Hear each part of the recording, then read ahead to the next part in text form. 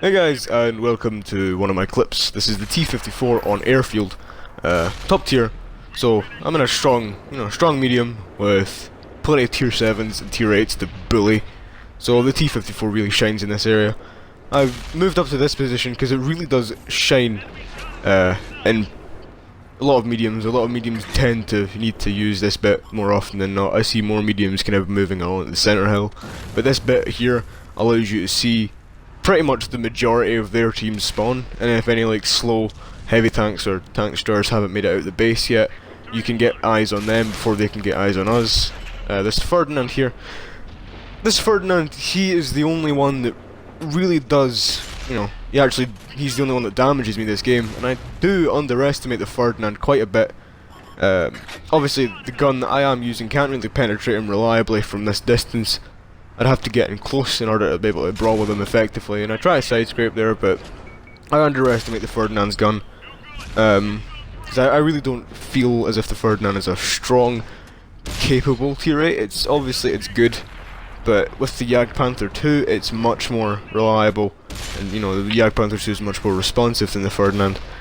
I switch targets there to the E75, getting some flanking shots whenever I can.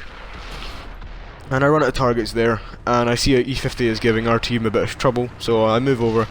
I don't want to get hit by anyone at this point, so I drive around, don't stop, and then snap. I'll get him in the engine. That was a really good snapshot. T-54's gun handling is really good.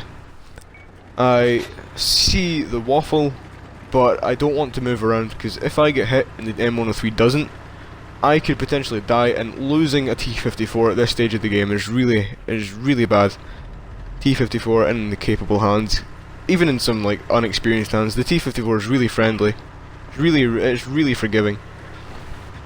I see our ST1's in trouble with the C-75, but trying to pen an E-75 from the front is difficult. I try and loop onto his turret, that was a bad angle. I focus targets the T-37 because he's more agile, but I'm not allowed to kill light tanks, so Object 704 gets him. And then I get a rear shot on the E-75, he's dead now. This stage of the game, when mediums are just allowed to be more and more inflexible, they become extremely dangerous, and especially tanks with fast reloads like this, where you can really make work of the gun potential, and the armor and the speed of the vehicle. So I'll loop up over this bit. I spot the waffle, and the T-34 one I didn't actually realise was there until the waffle had moved it away, so I just poke shots into him whenever I can. Because damage is still damage, and we're going to win at this point, so it doesn't really matter. I move over and I try to get shots on the waffle. The waffle was actually pre-aimed on me when I came around the corner. I don't know if he just knew, or if he must have known, but it doesn't matter. Loop a shot into him, I dodge his shot. It's a very cheeky move. I could have been hit by him if RNG, it had not been on my side, but it was.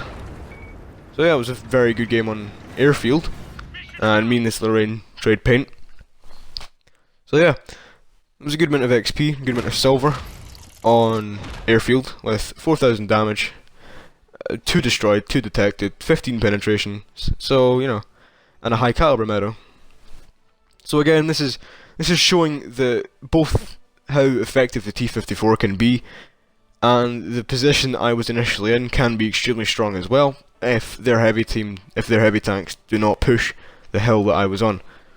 So this has been Garth Centurion, and this has been the T-54. Hope you enjoyed.